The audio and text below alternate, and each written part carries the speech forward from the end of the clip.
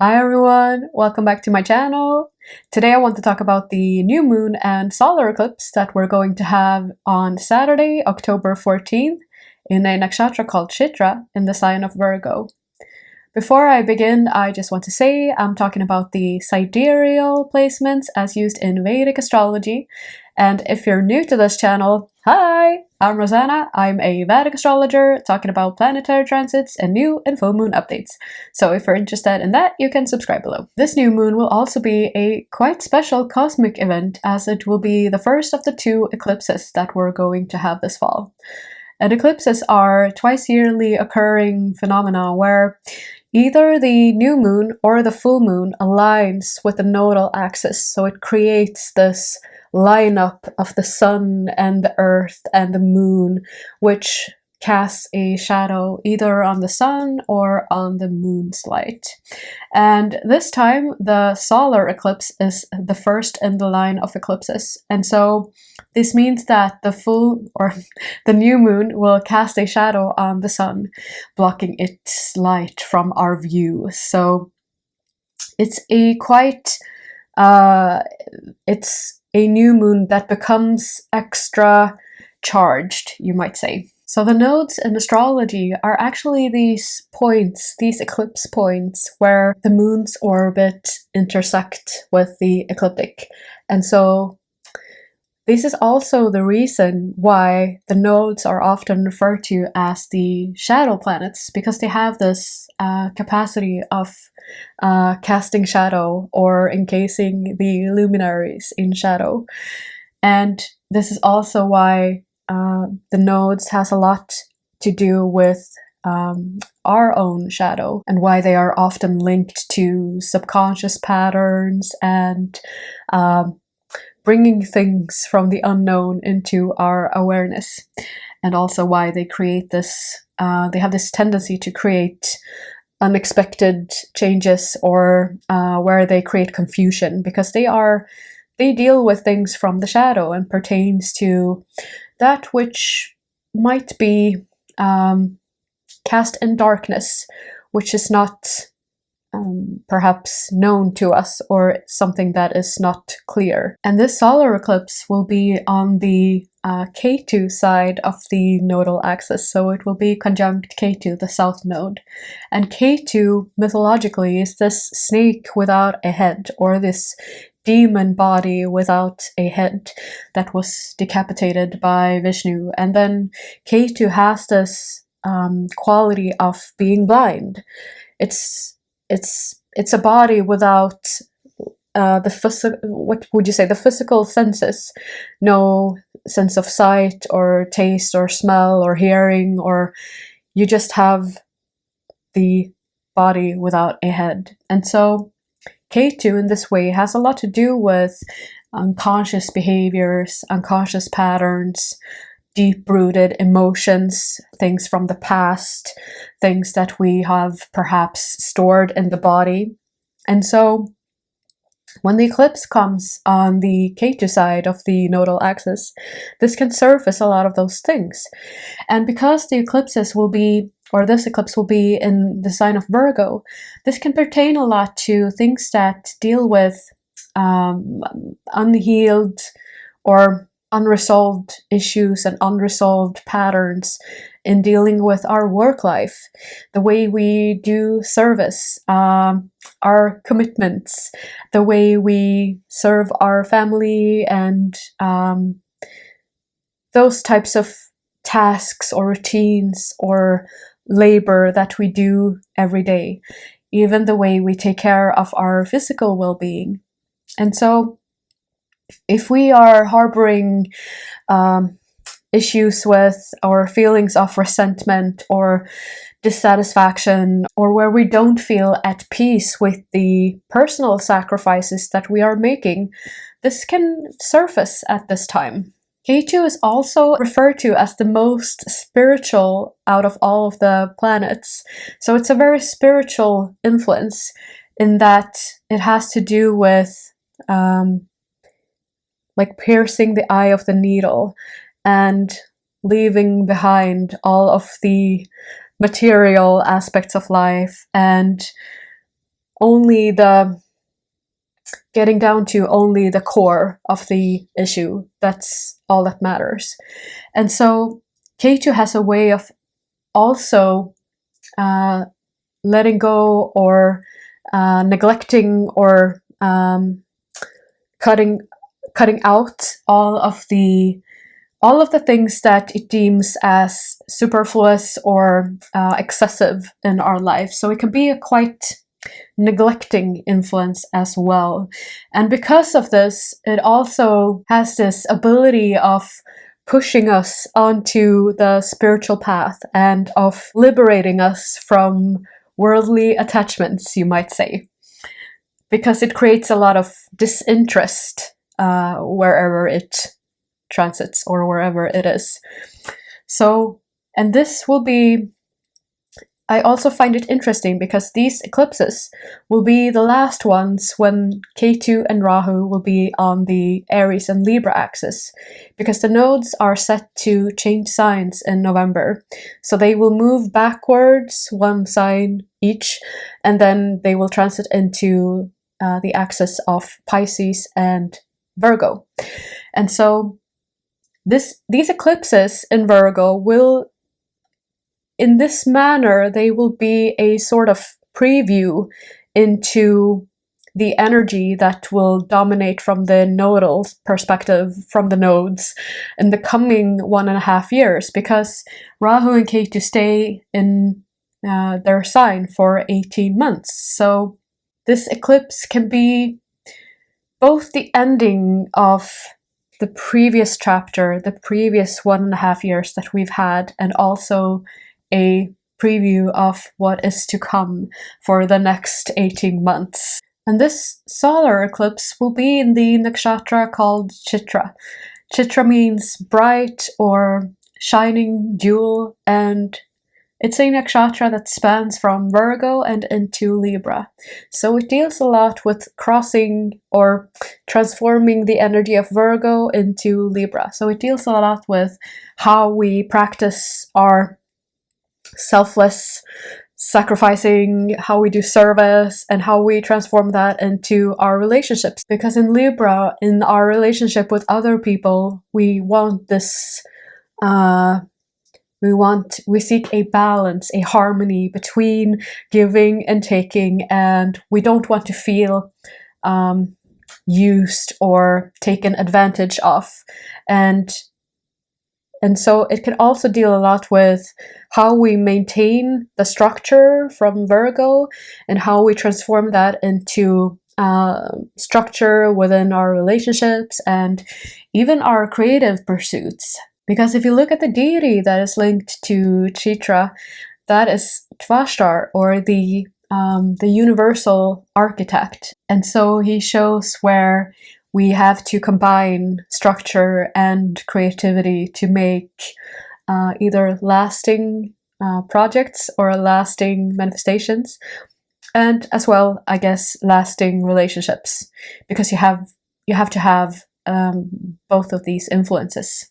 If you look at the symbol for Chitra, it's a shining jewel, and in a way, this can be taken to represent the divine light that exists within each and every one of us.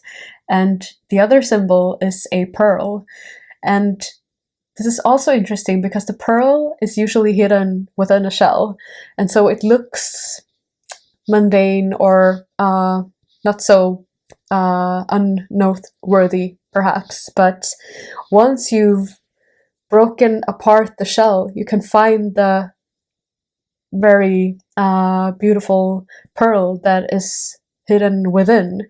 And so in a way, this makes me think of the inner beauty that we each possess and allowing that inner light to also shine. The planetary ruler for Chitra is Mars. And because we're in the sign of Virgo, or the Virgo side of Chitra, where the planetary ruler is Mercury, there's an influence of both Mercury and Mars energy here to the solar eclipse. Mercury will also be quite closely conjunct with the new moon, so there's a strong influence of the Mercury energy here.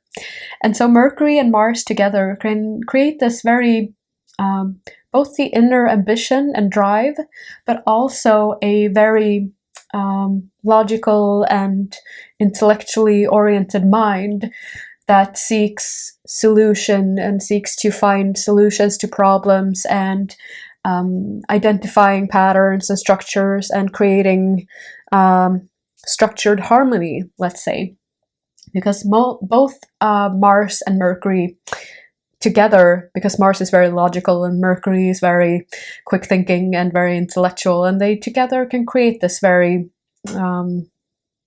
solution-oriented mind or intellect. It can also create a motivation to understand the inner workings of things, how things work, the reason behind it, and going deep into wanting to find understanding of things, and a very curious and knowledge thirsty mind as well, you might say. So as I said, this eclipse will be the last one of the nodes in Aries and in Libra, and it will be a preview of the 18 months to come. So in a way, this eclipse feels like a chapter closing or the end of a cycle that has been, and so it could be a good time to take a moment and reflect back on the past 1.5 years and see what themes have been operating in your life since then and how far on your journey you have come since then. It can also be a time of reflecting on how do you feel about the sacrifices that you make. And I'm talking about those kind of sacrifices that you make that's part of your day-to-day life, either your day-to-day work life or day-to-day family life, or those areas where you have to put in a lot of effort. How are those areas feeling to you? Do you feel that they are that your efforts are worthwhile, useful? Do they feel harmonious to you, or is something out of balance? That can be quite a focus of this eclipse. It's also interesting that the eclipses, they come in these 6-month cycles. So the energy that they can initiate or the changes that they can instigate are not usually something that happens like on the very same day. Usually it's a process of integration that operates on these 6-month cycles. They provide us with these windows of opportunity for reflection, integration, and application on a half-year basis. So now I will take some time to go into what the eclipse can mean for each sign individually. If you don't know your Vedic ascendant or sidereal ascendant, I'm leaving a link down below where you can enter your birth information and check where your sidereal or Vedic ascendant is, because that's what I'm basing this reading on. So please check that beforehand. Okay, so for Aries, this theme of the eclipse, the general theme of the eclipse, feels extra pertinent for you because it happens in the 6th house of health and healing and routines for you in Virgo. And so the eclipses can be a time for evaluating your personal routines, your daily routines, or your spiritual routines. So these eclipses can be a very beneficial time for evaluating your personal routines, your daily routines, how you take care of your health, your diet, your exercise, and especially how you maintain your, let's say, spiritual hygiene because of the influence of Ketu. Because Ketu can be a very constricting or refining influence. You could also notice how you become more restrictive in your diet or what you prefer to eat at this time. When Rahu moves into Pisces in November, you may feel tempted or drawn to sort of lean into that Piscean energy of just letting it all go and going with the flow and avoiding responsibilities, but try to make sure to keep to your routines, especially your beneficial routines for yourself, strengthening your vitality, strengthening your health, your spiritual practices, because that will highly benefit you. You might also receive some insight at this time into what things you can do to strengthen your health or strengthen your daily practices.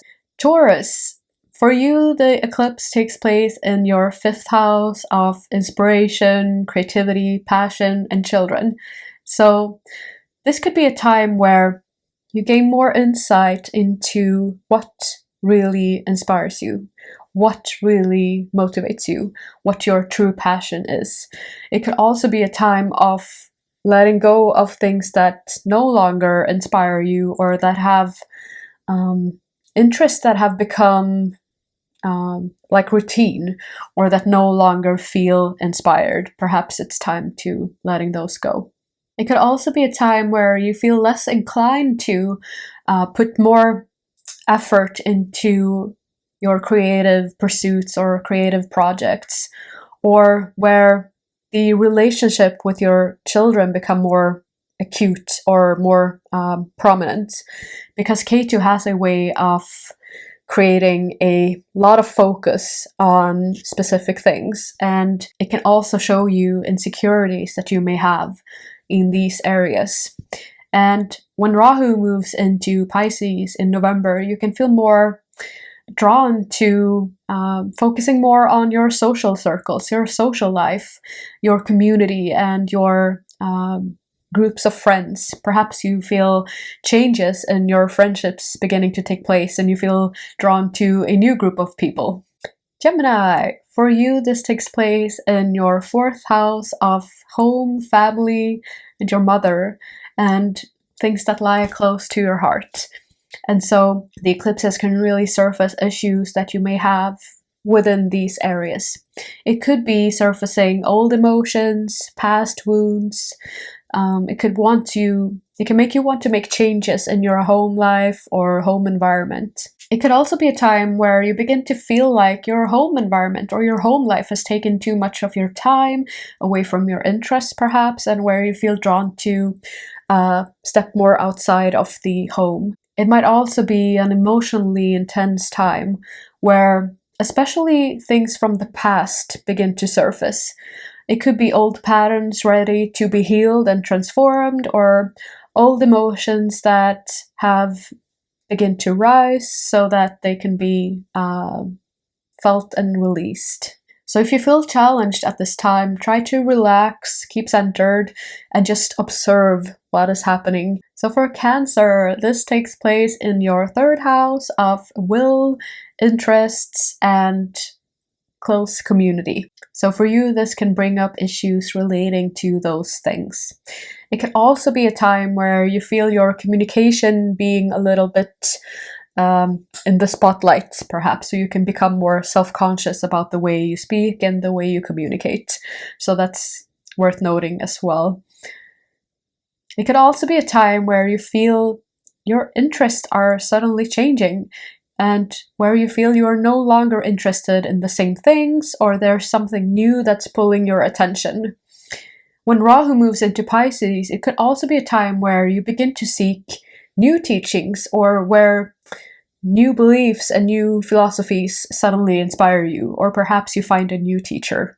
But overall, it could be a time of new creative inspiration or changes in your creative inspiration and new ideas rising. For Leo, this takes place in your 2nd house of family, upbringing, money, values, and your family values even. So it could be a time where you're going through a bit of change in these matters.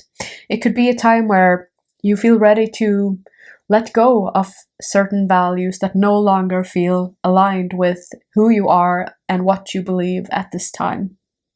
It could also be a time when you're ready to let go of old values that you may have gotten from your family that no longer feel like they're resonating, or where you're going through changes in your how you think about money, how you think about assets, because we all have patterns pertaining to these things. And so here you could be going through a lot of changes. Focus on your emotional well-being and try to maintain stability at this time.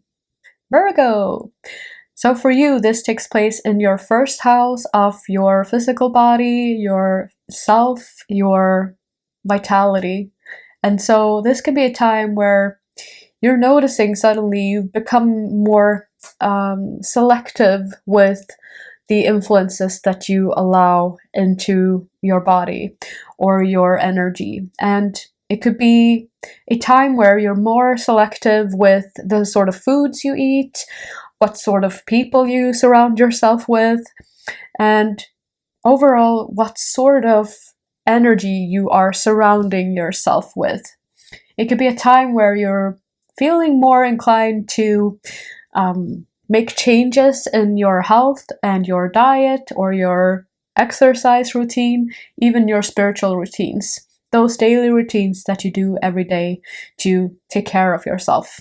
So this is a great time to focus a little bit extra on that and to let go of anything that is not supporting your overall well-being or your most optimal health.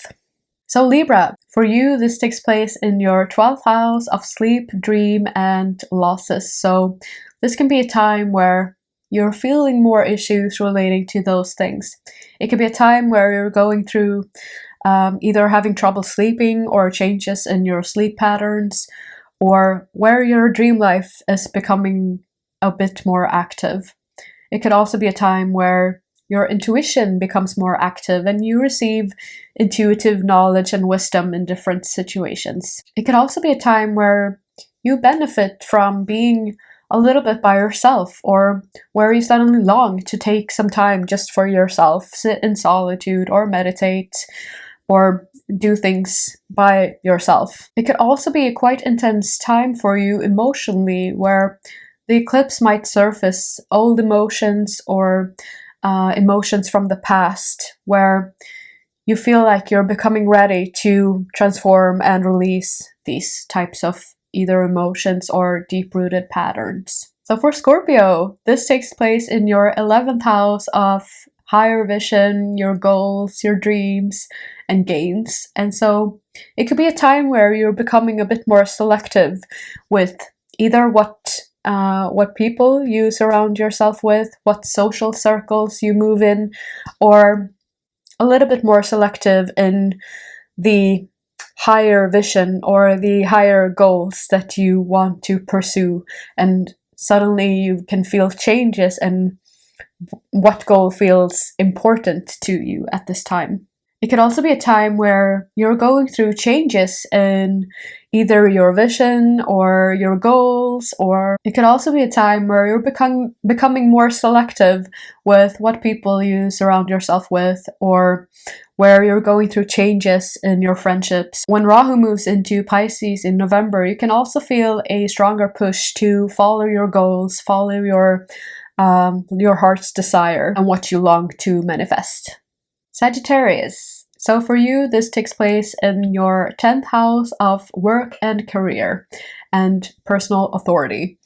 And so it can be a time where you're going through changes in your work life.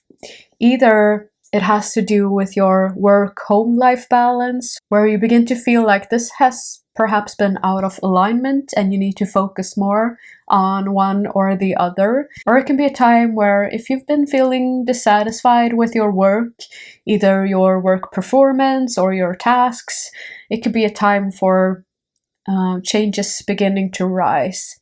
It could also be a time where when Ketu goes through your 10th, where you're suddenly becoming a little bit more self-critical about your work and your performances. So keep that in mind as well. When Rahu moves into Pisces in November, you can feel a more pull toward your home life and home environment, or perhaps making changes to your home. For Capricorn, this takes place in your 9th house of higher learning, teachings, and your philosophies. And so it can bring up changes relating to these things.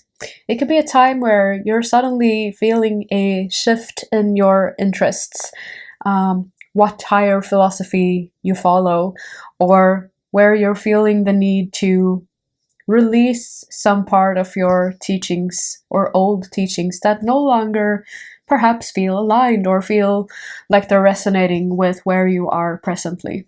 It could also be a time where you're reevaluating some of your own beliefs or the worldview that you currently have or the beliefs that you currently operate under. It could be a very spiritually intense time for you where suddenly things begin to feel either out of alignment or coming into question. If something no longer feels aligned, it can be a time where these things are beginning to fall away now. Aquarius. So for you, the eclipse takes place in your 8th house of deep emotions, transformation, and insecurities. And so it can surface issues pertaining to those things. And it could be a time where either old emotions or old wounds begin to surface in order to be healed. And it can also be a time where old patterns or old behavior patterns begin to make themselves known and then to be healed and released as well. Take note of your feelings in different situations at this time. What situations or people or circumstances make you feel out of alignment or unease, because that can be information as well. You might feel a little bit more sensitive at this time. Your intuition may also be more sensitive at this time. You can be more sensitive to the energy of the situation and the people that surrounds you.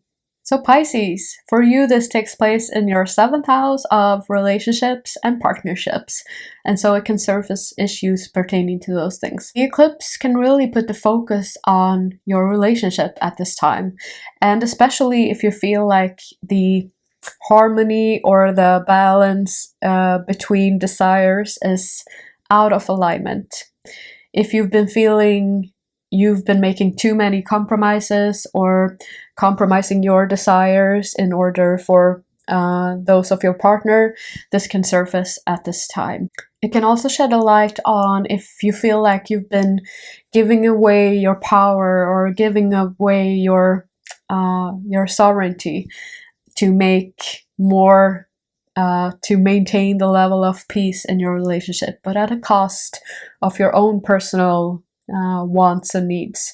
And so take some time to think about these things and how to create optimal state of balance. It can also surface instances where perhaps you've been unwilling to make compromises and need to cater more to the will of your partner in order to maintain the harmony. This applies to your business relationships as well. So if there's any tension or disharmony between you and your business partner, it can surface at this time as well. As usual, I wrote some questions for reflection, so I thought I'd share those here as well. And the questions I wrote for this eclipse were, is there some issues I need to tend to or resolve in order for me to be able to begin a new chapter? What area of my life takes the most work, and am I willing to put in the level of work necessary? Am I harboring feelings of dissatisfaction or bitterness about the work required, or the efforts needed to make some aspect of my work or my day-to-day life run smoothly? Or am I thankful, able to view these tasks as opportunities for doing service, perhaps for someone other than myself? Am I maintaining a sustainable balance between my work and my home life? Am I spending more energy than I can replenish?